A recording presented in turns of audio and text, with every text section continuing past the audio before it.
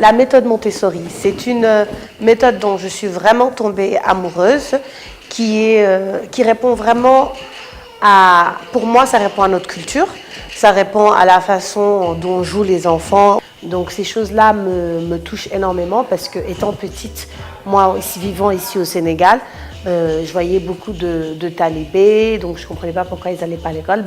Si, ils vont à l'école, après j'ai bien compris qu'ils vont au Dara. Mais en même temps, cette méthode Montessori, pour moi, c'était vraiment une méthode qui permettait à l'enfant d'être vraiment maître de son apprentissage, et les choses qu'elle a mises en place vraiment met vraiment en valeur ce que l'environnement préparé. La méthode Montessori, elle est divisée en 5 domaines.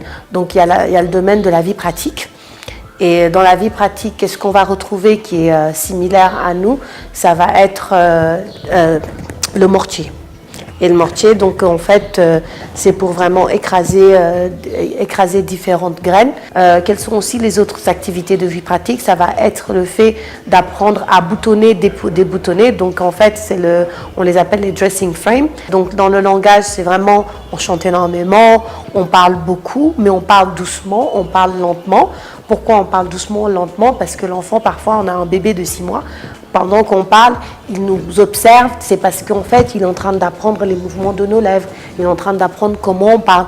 Donc, c'est le langage où encore on répond également au bilinguisme, où une personne a une langue. Au niveau du langage, on fait beaucoup de choses comme ça. On fait beaucoup de cartes où on nomme les choses pour que l'enfant puisse les reconnaître. Moi, ce que je vais apprendre aux enfants, c'est ce qui leur ressemble. Ça va être Kirikou, ça va être Chaka Zulu, ça va être la reine de Shaba, ça va être toutes ces personnes-là qui sont beaucoup emblématiques, mais aussi des personnes aussi présentes aujourd'hui qui font énormément de choses, qui répondent vraiment à l'enfant, des modèles à quoi il ressemble. Donc, qui on aimerait devenir, des exemples.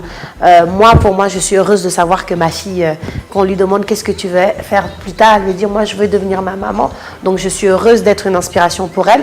Et l'objectif, c'est vraiment de pouvoir être nous tous.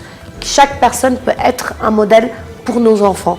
Donc c'est une éducation vraiment ouverte à tout le monde. Montessori, c'est une éducation pour demain. Donc c'est une éducation que je pense que tout le monde devrait connaître. Donc vraiment, l'éducation, c'est une éducation pour la vie et pour le futur. Donc c'est dès maintenant qu'on commence, dès qu'ils sont tout petits, on commence, et leur cerveau encore, c'est comme une éponge, sauf que l'éponge, elle s'arrête d'absorber, tandis que le leur, non, il ne s'arrête pas d'absorber.